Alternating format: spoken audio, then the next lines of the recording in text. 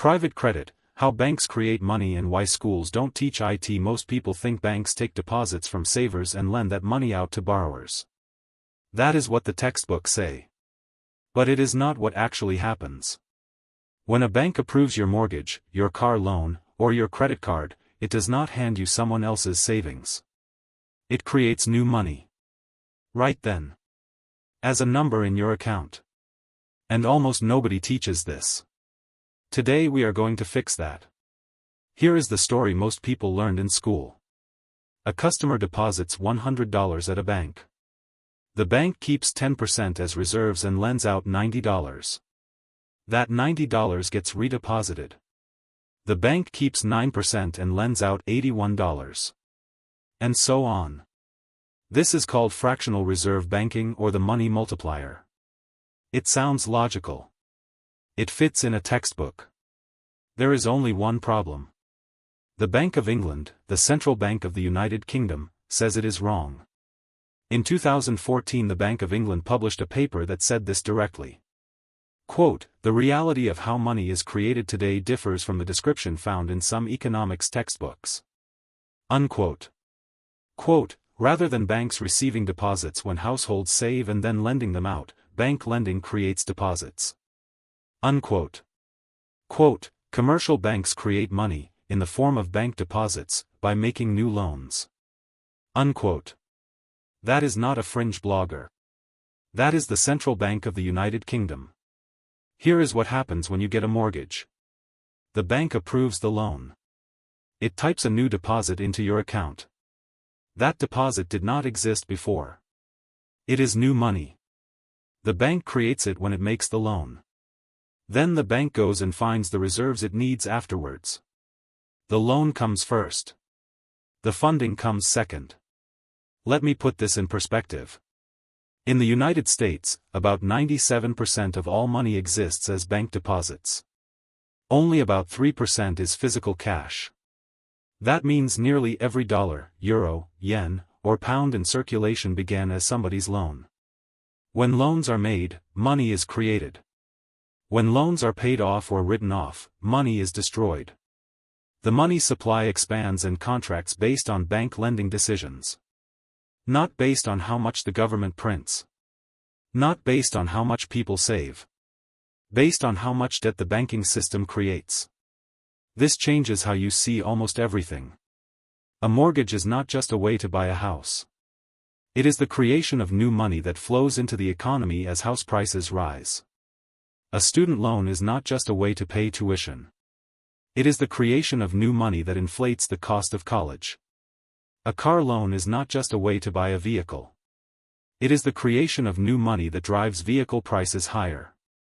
Credit cards are not just convenient payment tools. They are revolving debt machines that charge 20 to 30% interest. And here is the part that should make you angry. The people who get access to credit first and cheapest are the ones who already have assets and connections. Working people and small businesses pay the highest rates or get denied. So credit creation is not neutral. It shapes who gets wealthy and who stays stuck. Now here is where it gets bigger. After the 2008 financial crisis, regulators tried to make traditional banks safer. They forced banks to hold more capital and take less risk. So risky lending moved outside the banking system. It moved into something called private credit. Private credit is lending done by non-bank companies. Think private equity firms, hedge funds, asset managers, and specialized funds. The biggest names are Apollo, Ares, Blackstone, KKR, and Carlyle. As of 2026, the private credit market is roughly $1.7 trillion. The top 5 managers control about $1.5 trillion in what they call perpetual capital. They lend money to companies, real estate projects, and increasingly to regular people through products marketed to wealthy individuals and even retail investors. Private credit is dangerous for 4 reasons. First, opacity. These loans are not traded publicly. There is no transparent price. Nobody really knows how risky they are until things go bad. Second, leverage.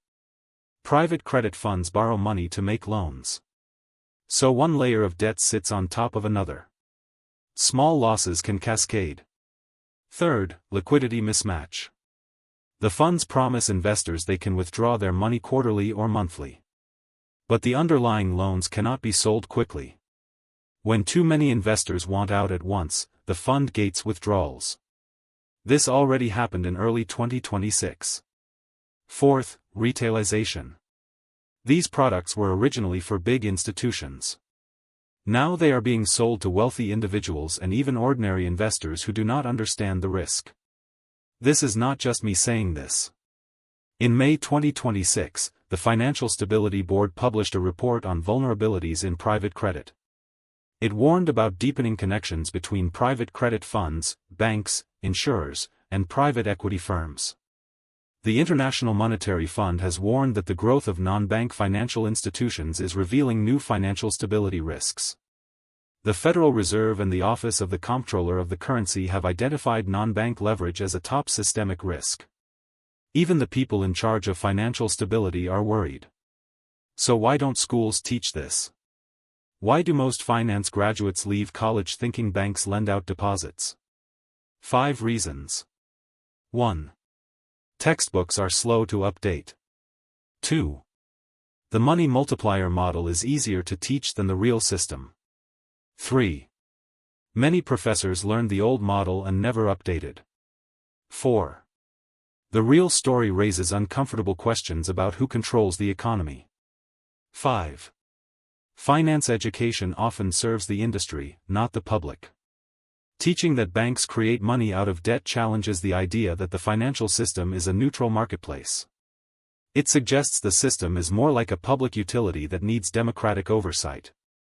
And that is not a conversation the industry wants to have. Here is the cycle. Banks create money by lending.